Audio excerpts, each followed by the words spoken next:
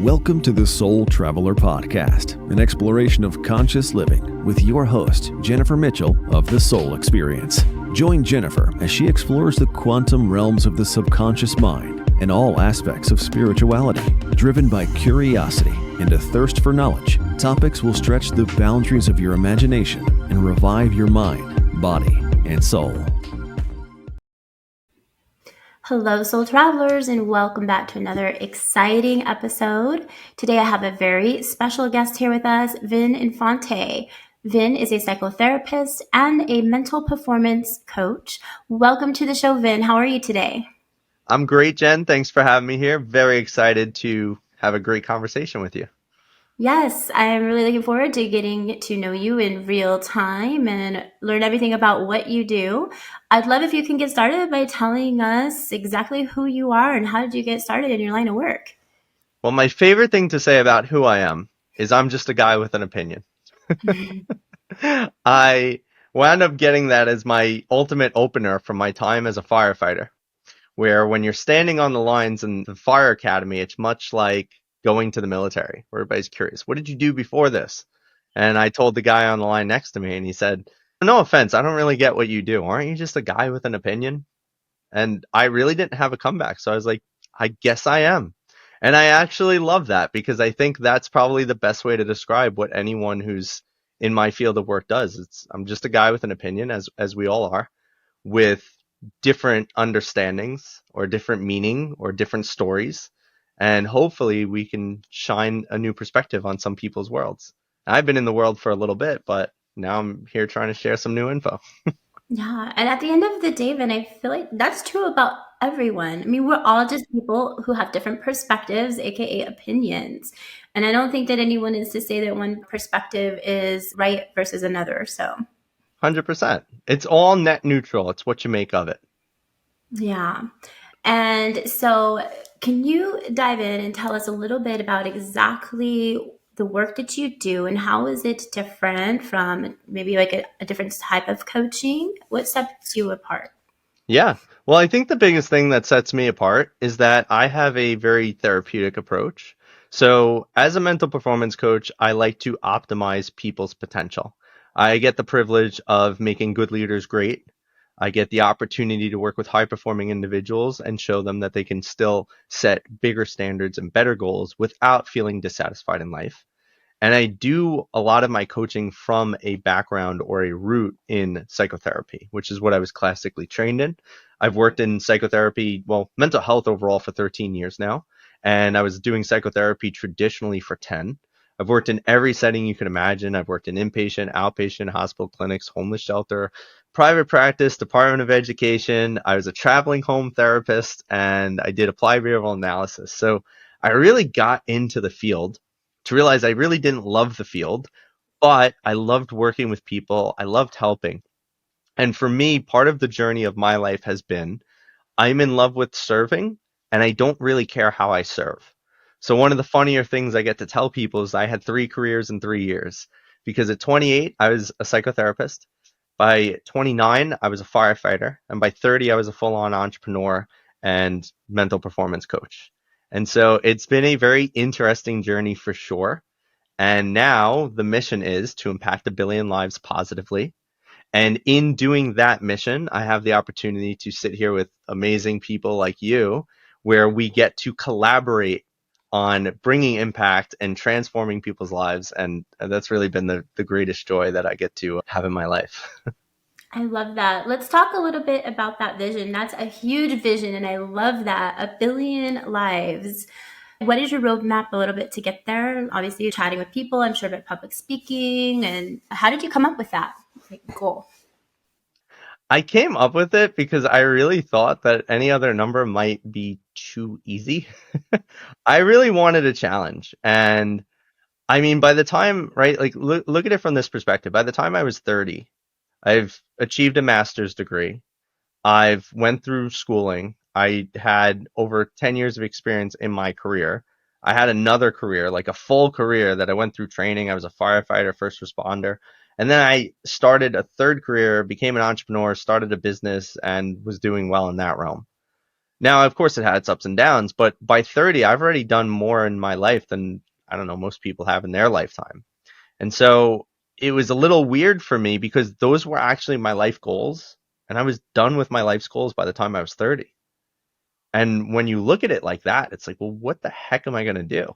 So now I start thinking, okay, well, maybe I'm going to impact 1 million lives. And I was originally saying that. I was like, I'll do 1 million. And then I thought, well, I feel like I could probably get 1 million by myself. But what would be really cool is creating an image or a vision of something so much bigger than me that I literally cannot do it without help, and that it might even exceed me. Like, my thought of impacting 1 billion lives doesn't actually have to be in this lifetime. Maybe I write a really great book and it lasts for 100 years. People are gaining wisdom from it. How many lives can I impact after I'm gone? And so I look at it like that is this goal came about because I want to try and do so much more than just have myself involved. I want to be able to invite people and get them excited about this journey. And then I want to see how long it could go. Is it going to outlast me? Is it going to end with me? I have a child now. Will it continue with her? And so to me, the billion, what it represents is more important than actually hitting the number. And I'm just in love with that process. Yeah. And I think that you bring such an interesting perspective when you say it doesn't have to be in this lifetime. I mean, because a lot of people may not look at it that way. I mean, to your point, you could write a book that continues to impact people long after you're gone. So, yeah, absolutely. I think it's an achievable goal, and that's amazing. Yeah, I mean, we even have some evidence of that, right? Like Bob Proctor. He's been gone for a little bit now. His videos are still circulating. His Instagram account is still putting out videos, and it's still growing, and it's still getting engagement. He's been gone for a little bit now, right? Beautiful. The same thing can be said about one of my role models, who's Dolores Cannon, because I follow, carry on her life work with quantum healing. She's been gone since 2017, and she's trending like crazy everywhere. YouTube, TikTok, her Instagram. So it's interesting. There's even a Dolores Cannon podcast. So yeah. That's crazy, right? And you see it in artists, right? Like Van Gogh, while he was alive, was worth nothing. Now his paintings are what? And we see that so many times. So I like to look at it like that. It's like, how do we set up a legacy? How do we create something that's so much bigger than ourselves that it can outlast us? And I think that's where the goal of the billion really came in, because I don't want to just end here. I want to keep going. Yeah, and it's entirely possible. I'd love to shift gears a little and talk about bullying, because you mentioned that you were bullied heavily as a kid growing up, and it really impacted a lot of your life. And I'm somebody who experienced bullying actually as a kid, but most recently in the workplace, even as a senior executive just a few years ago. And it can really impact confidence and mindset. So, what are some things or some tricks or tools that you have to help somebody overcome that once they've experienced bullying? Sure. So I find it to be a very interesting thing for you or maybe some of your listeners who might have experienced some sort of bullying or that form of adversity where you feel like life is out of your hands. Because that's kind of what it is, right? When you're getting bullied, it's somebody else is introducing an external source of pain. It's not an internal thing. And yet, what we wind up doing is internalizing it. And one of the biggest and most healing aspects for me through my bullying experience was one, separating myself from it, knowing that I'm not getting bullied because I'm Vin Infante. A lot of people, and maybe some of the listeners are experiencing this, is that the more you personalize it, the more personal and pervasive and permanent it becomes, the harder it is to overcome. And so if we start looking at it as a temporary experience, but not only that, that it has nothing to actually do with you. You are unfortunately the target, yet you are not the cause of the situation. And I looked at it like that. If we take ourselves out of it, like if I wasn't there, if Vin Infante wasn't there to get bullied, who would get bullied? Right? Because we know somebody else would. It's not like it was unique to me. I just happened to be the chubbier kid or the weaker kid or the weirder kid. And to be fair, I was all three of those. So it was really easy to bully me. And I had to utilize that. Like, I don't have to be a victim of this if I don't want to be. And it's hard to realize that in the moment. It's so hard because you're experiencing so much real pain. And we're trying to understand, well, why does this happen to me? I'm a good person. I don't deserve this. Why can't these people just leave me the hell alone? And so we continue to replay that over and over and over in our heads.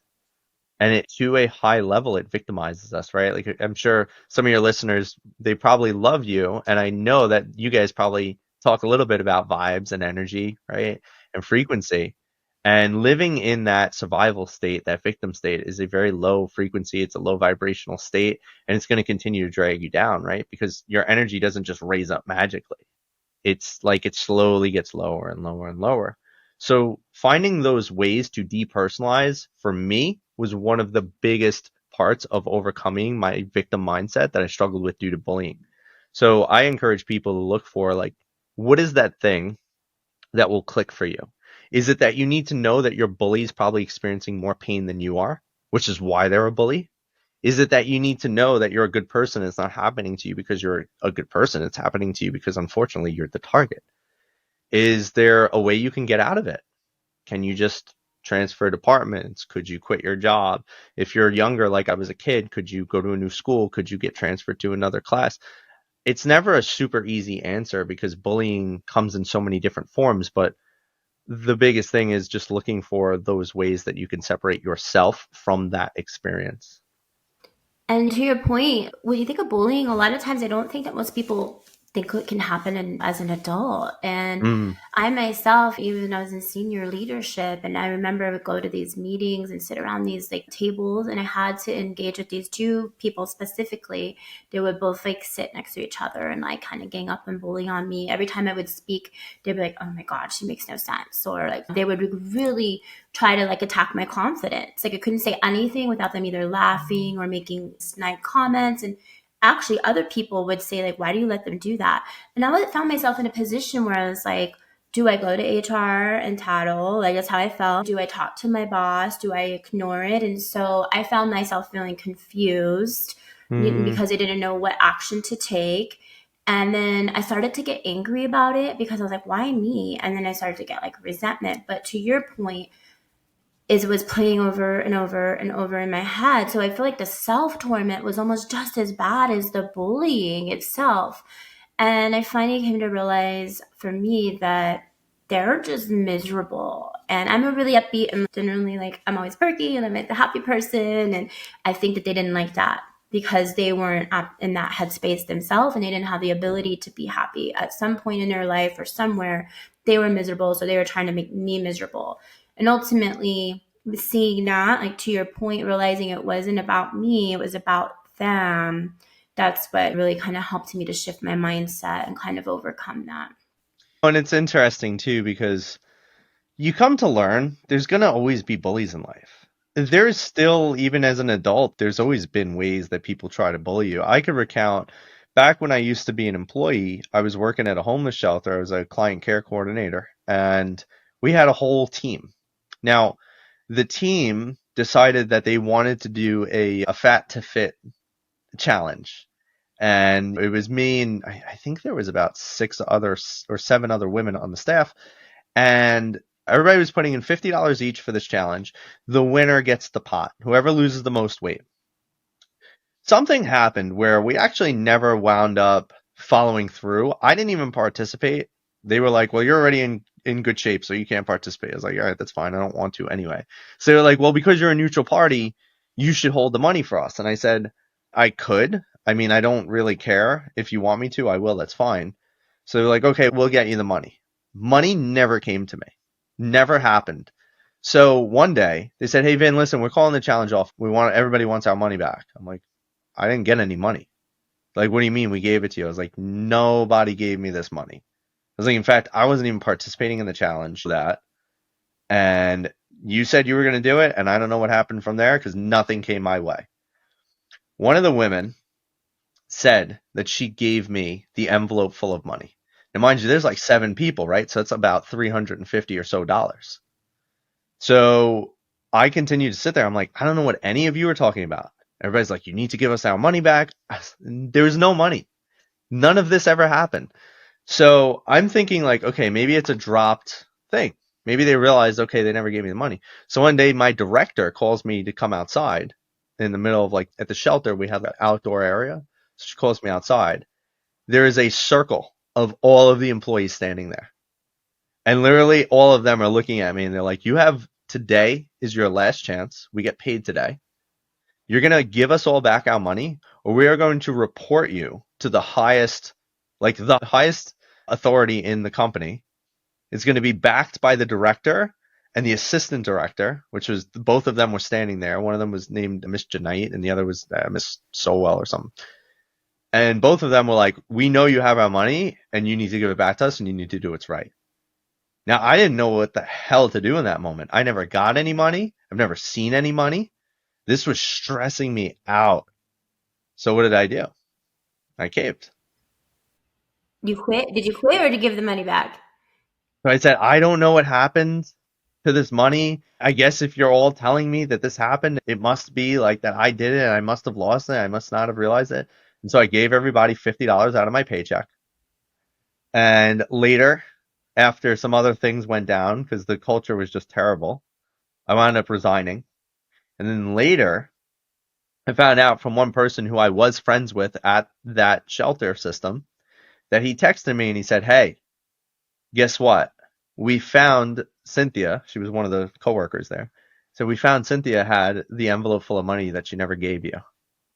And we know now that you never took it, you never stole it. We know it was her and she was trying to get away with it. And they're not going to tell you that. They don't want you to know.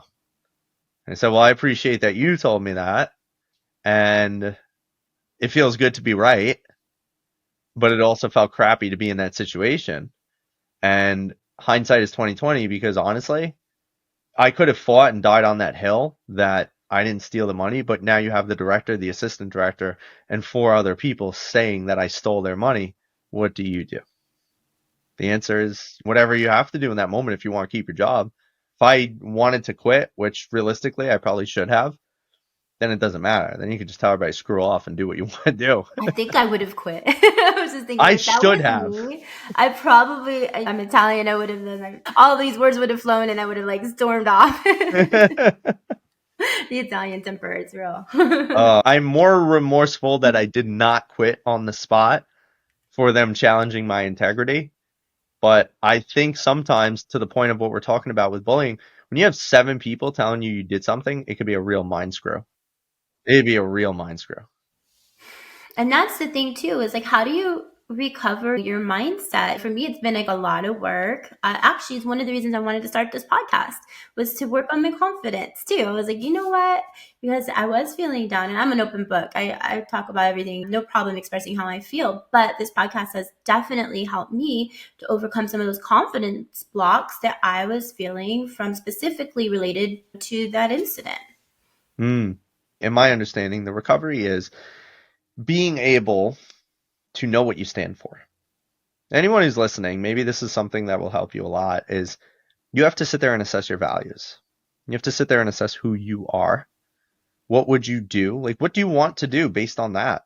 You need to get very clear on the things that you are proud of about yourself, the things that you want to share with this world. Like, I found that building the confidence is as simple as rebuilding or just building in general, if you never had one, a good, clear identity and one that's based around empowerment towards the outcome you would like to achieve in your life.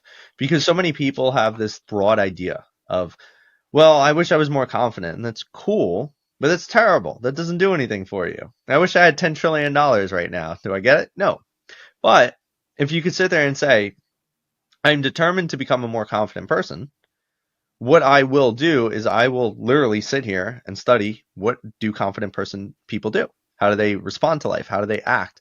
And then when I know what confident people do, I then have to replicate it, do it myself, build it within, and then the world responds without. Yeah. And I also think too, the big part of it is your own internal thoughts. I mean, our thoughts really do craft and create our reality. And I find that a lot in my line of work because I do the quantum hypnosis. A lot of times under deep hypnosis, some of these underlying beliefs and thoughts come out. I like to call this part of the mind Mr. Ninja, because he's like the saboteur. He's the one that comes in, sneaks in, it's like, oh, you're not good enough. You're never going to do that. And so sometimes these thoughts have been so patterned in our life, and we've been thinking these things since such a young age that we're not even aware of those internal thoughts that are running. And that can really have a big impact on confidence too.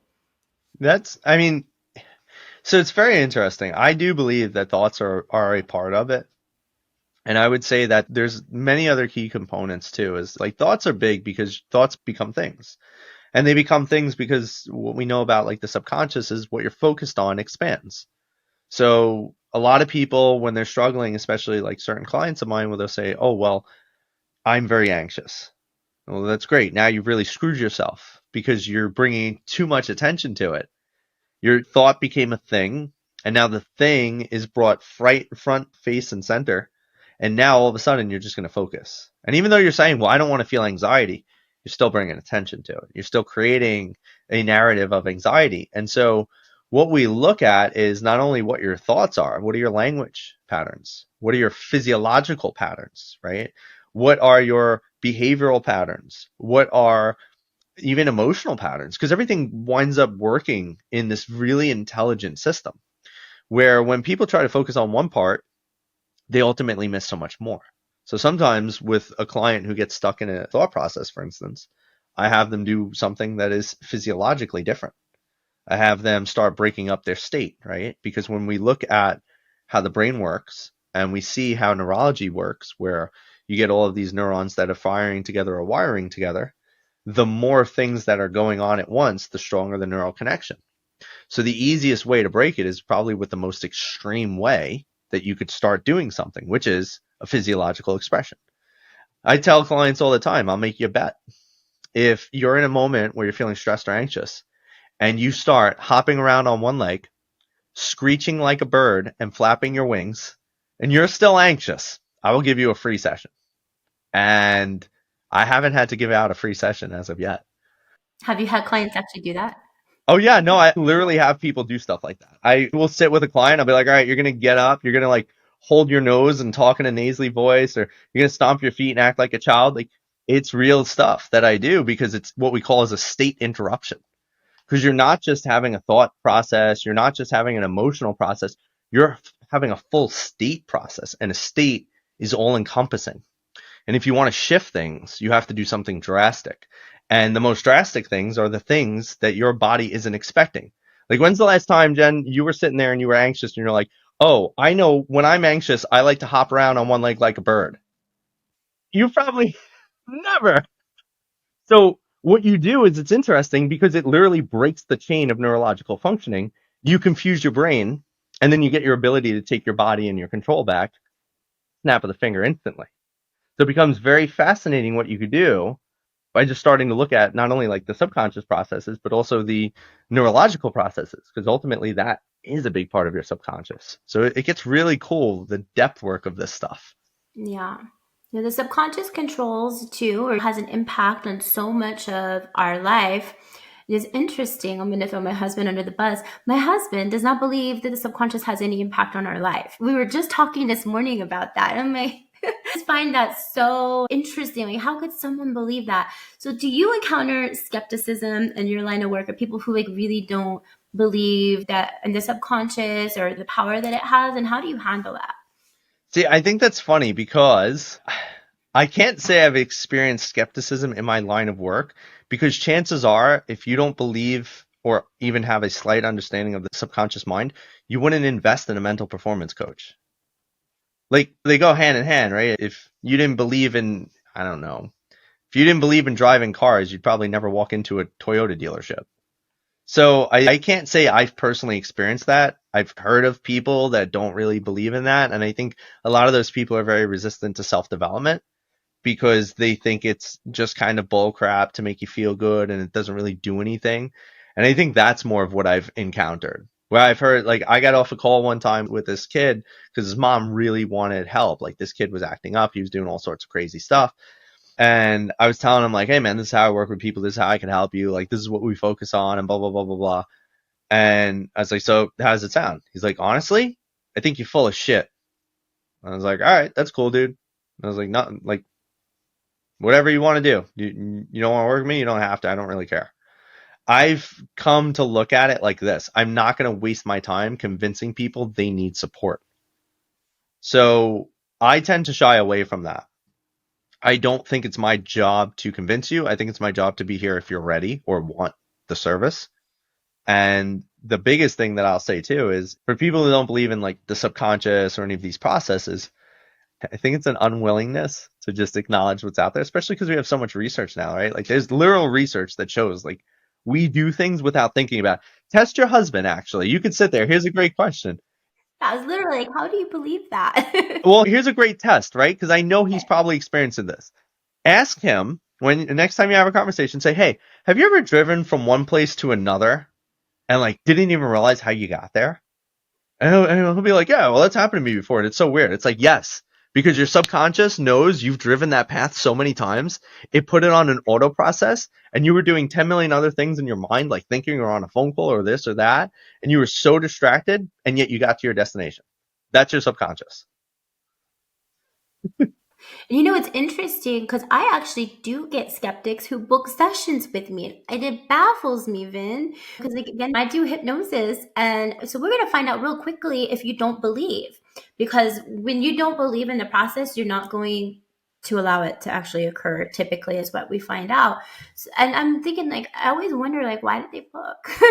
Maybe they think that I'm going to do it for them or something like that. So, yeah, I find that interesting because I do get skeptics, actually. You know what's actually coming up for me right now that's interesting? And maybe, hopefully, none of your listeners resonate with this next statement, but I've had people tell me, oh, Vin, this all sounds great, but here's the issue. I'm too smart for therapy.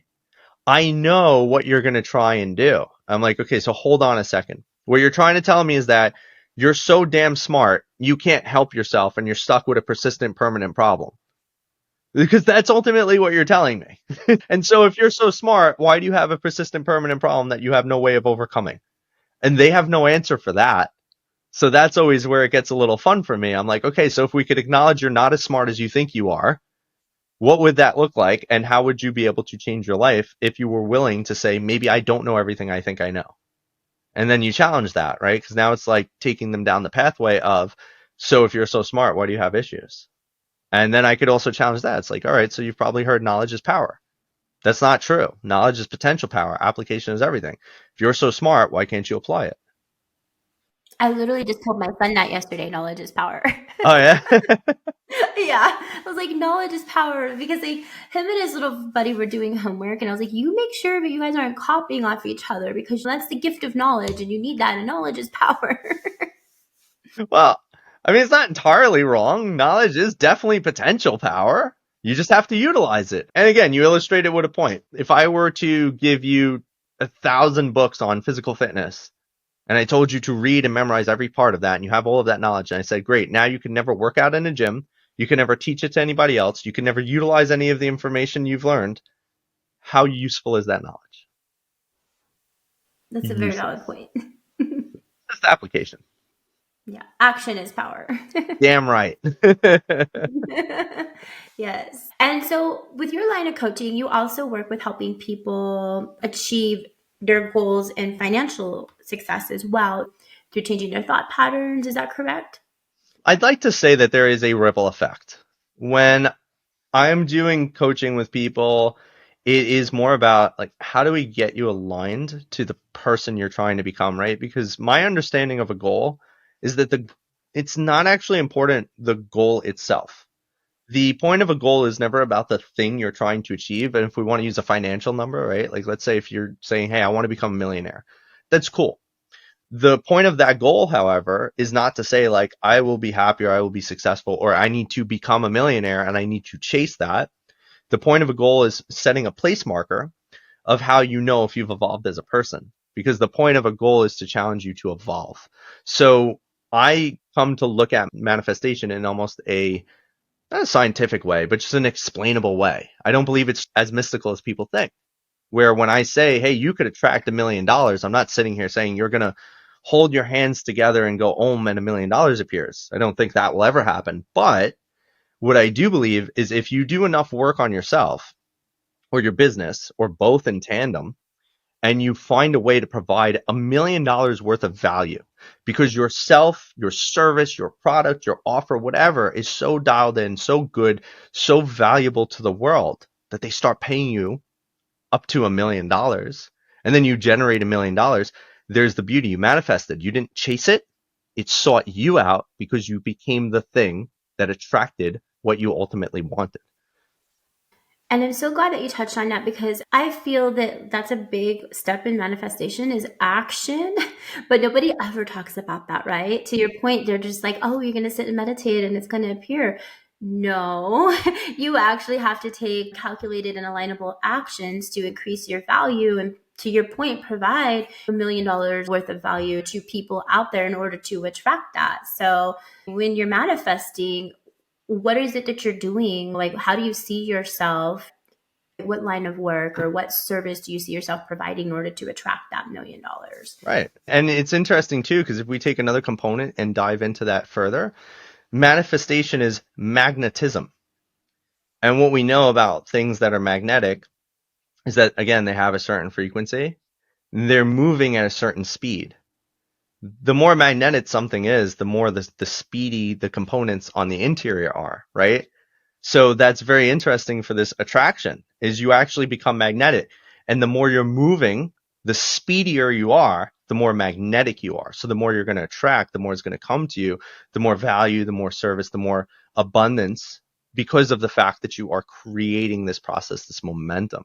So to that point of you have to create movement, I hate when people get too woo-woo mystical because I think it's a disservice. And then people start thinking, oh, it's bullshit. And it's like, it's really not. You just have to understand it for what it is. Those people are wrong. Like, this is correct. You can manifest. You have to understand how it works. It's not as simple. Like, I listen to The Secret. I was a fan of it. There's many things I liked about it. But one of the things that stick in my mind to this day is where they said, if you want to be thin and fit, you just have to think skinny thoughts. And I'm like, what? I'm like, that is the stupid. As somebody who was literally teased because I was overweight, and to this day, I still work on being conscious of my dieting, being conscious of my workouts, being conscious of like sleep and water and like knowing the science of the body. Like, that annoys me because it sets such an unrealistic expectation for people. It's like, don't worry, eat like shit, don't work out, do whatever you want, just think skinny thoughts and you will be skinny. And I'm like, that is bullshit. And it does a disservice to anybody who actually wants to achieve a better physique and then buys into what you're saying, because they're buying into disappointment ultimately. So I would love for us, like me, you, anybody who's willing to actively participate in changing the narrative of manifestation and this woo-woo stuff, because I want people to actually see it as real and practical. Yeah, and 100%. I'm someone who struggled a lot with my weight too, and you can't just think skinny thoughts. I tried that. I was like, oh, I'm skinny, I'm skinny. It didn't work. But mindset is a big part of it, though, too. It really is, that self love, right? Because if I sit there and I call myself bad things in the mirror, that does impact the outer shell, but it takes work and effort. Like, I weigh my food, I cut certain things out that cause inflammation, and like, you have to take certain actionable steps that are just science behind it. Right. There is a need to consciously create. And to the point of the think skinny thoughts, I think there are a few things in there. Is like, one, when you're stressed, your body's releasing cortisol. Cortisol is extremely hard to get rid of. It's the most stubborn fat your body releases, right? Number two is, and I'm a big fan of this, I do identity work with people. I think that's what makes my work with people so powerful, is thinking skinny thoughts is important to some degree because you need to have an identity that you're aligned to. Our subconscious wants to keep us aligned to who we believe ourselves to be. So people like to say fake it till you make it. I like to say believe it until you become it. So if you believe that you're a fit person and you identify what fit people do daily, how they live, how they interact, what they might eat, what would their choices be, how would they interact with the world, how would they go about their day, and you start building that extremely clear and compelling fit identity, and then you identify with that, to some degree that's thinking skinny thoughts, right? But again, it's deeper. It's, no, you've already become that let's just say you want to be 125 pounds and you're 250. That's my goal weight. Hey, there you go. It's exactly my Look at goal this. I'm weight. reading your mind.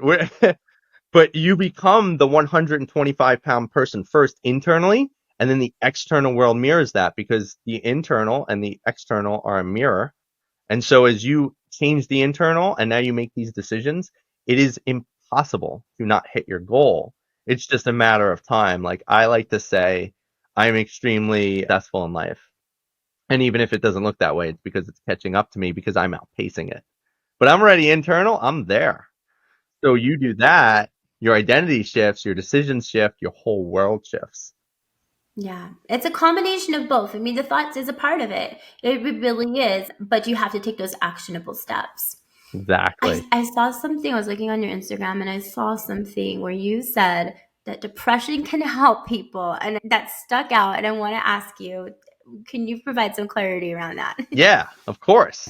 All right. So, Jen, anyone listening, myself included, if you struggle with depression at all, like I have, I was diagnosed with depression when I was younger. Due to all of my bullying and my being ostracized and my lack of self confidence and my victimhood, I was diagnosed with depression, anxiety, and panic disorder. Had a lot of suicidal ideation and self harm tendencies. And I struggled a lot in my life. And my therapist wanted to put me on medication. I always refused it. Therapy wasn't really too helpful for me. And it's always interesting because we want to make sense of things, right? Now, anybody who's listening, they're like, this guy still hasn't told me how's my depression helpful because this stuff sucks. I'm getting to it. Don't rush me. But the biggest thing is understanding that nothing in life has a direct actual meaning to it, right? If you could start looking at everything as there is a greater purpose. In fact, not only is there a greater purpose, there is a positive intent behind everything, just like there could be a negative outcome, but there is always a positive intent. When we look at all emotions across the spectrum, all of them actually have helpful processes within them. Just because we exhibit unhealthy ways we deal with them does not mean that the process or the intention behind it is not, in fact, positive. So when we talk about how is depression helpful, there's this really interesting research that they were checking out about how depression actually was utilized or formed in our ancestors. And so the name of this research is Analytical Rumination Hypothesis, where they're studying the workings of depression. And what they've come to find, very interestingly, and now I can actually attest to this after I read the research, I was like, wow, this makes a lot of sense. Depression is meant to help you find solutions and resolutions to deeper interpersonal issues that you are avoiding. Because when you look at what depression does to you, it forces you inwards. It helps you isolate. It makes you fatigued, so you have to spend time with yourself alone. And more importantly, it is going to put you in the state where you can only focus on you. Even if you're sitting there and you're like, I just feel miserable. Great. It's like, hey, dummy, here's your wake up call. You feel miserable because you're not facing something. Let's think about it. It's like, oh, I need to get out. It's like, no, you need to sit with yourself. There's a great quote, and it said, all a man's problems could be solved if he were to just sit in a room with himself for 30 minutes alone. I don't know how true that is. Maybe some people need more than 30 minutes, but I agree. Yeah, again, I work with hypnosis, and a lot of times my clients, when they're in hypnosis, the subconscious will say, like, let's say they were depressed and they went through something not positive, and we ask the subconscious, like, why did they go through that? And the mind will always say, because they needed to go through that so that they could use that situation to help others. And I also think that's a big part too. Like when we look at ourselves and we reflect with ourselves and why we're going through something, why we're depressed, when we learn that lesson, we can take that forward and we can help other people with it too. Kind of like what you do now. You recognize that you were depressed, you implemented certain tools and techniques to overcome it, and now you help others. So I also think there's reasons too why we go through those things, or as well as to help people, and it becomes our strength in the end. It's kind of interesting. It kind of becomes like a pillar. Like I'm strong because of the things I went through, and I'm actually thankful for them now. Well, and that's the biggest thing, right? If you look at a yin yang, that's probably the greatest piece of wisdom that people don't really appreciate nearly enough. And I've come to love it because of, at least I've given it an interesting interpretation. I know that it's supposed to represent balance. And I know that the balance is supposed to be seen in the fact that the white side is bigger with a little bit of black, and the black side is bigger with a little bit of white, right? And there's always a little bit of good in the bad, and there's always a little bit of bad in the good. But then I had this interesting idea of what if the yin yang doesn't just represent balance? What if the reason you could see a really big black side and a really big white side is because depending on which side you're looking at, you could expand it? If I were to take that white side and I were to focus on the little tiny black dot long enough, it would actually expand into a big black side with a little tiny white dot, and vice versa. And I thought that was life changing. Yeah. That's interesting. Now I want to like go and test that. Well, and it's the testament to the power of focus. Focus isn't a narrowing. Focus is actually expansion. When you focus on something, it gets bigger and it expands. You see it more vivid, more clearly. It's more in your face. It's brighter. It's louder. But if you don't focus on it, it shrinks. It gets smaller. So the reality is focus isn't narrow. It's expansive. So when you think about how is my mind working? What am I experiencing in life? You're actually should be saying is what am I expanding in my life? And that will start helping you learn to really direct your thoughts and direct your focus. Because if you're sitting there and you're like, my whole life is just filled with drama. You probably heard those people, Jen, right? I hate drama. I don't want any. It's like, really, why do you have so much? That's crazy. And we know why. What are you focusing on? What are you focused on? Exactly. Yeah.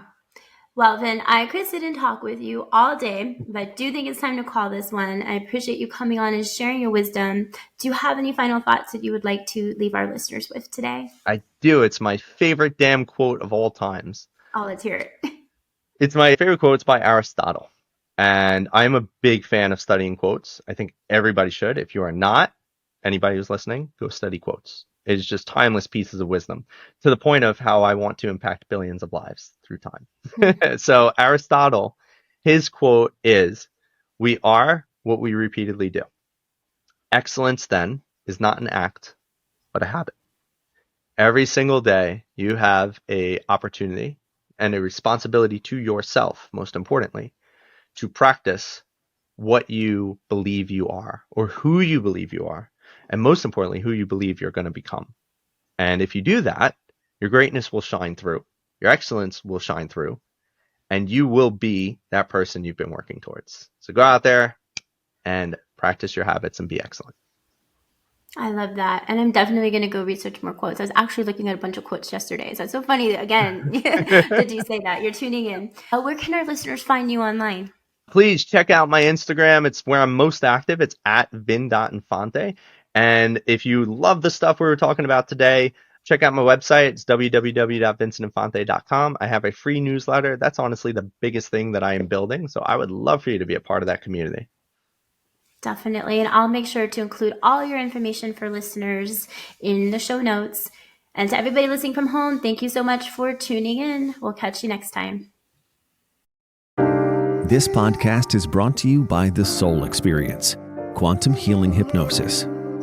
Are you ready to embark on an inward journey of quantum healing? Quantum healing hypnosis is the most profound method of inner work and self-healing someone can do while on a spiritual path. In a single session, you experience past life regression, exploration between lifetimes, self-healing performed by your subconscious, release of trapped trauma, and answers to your most important life questions. Your higher self has a message for you and is here to help you and guide you on this life journey. Book a session today with Jennifer Mitchell at thesoulexperiences.com.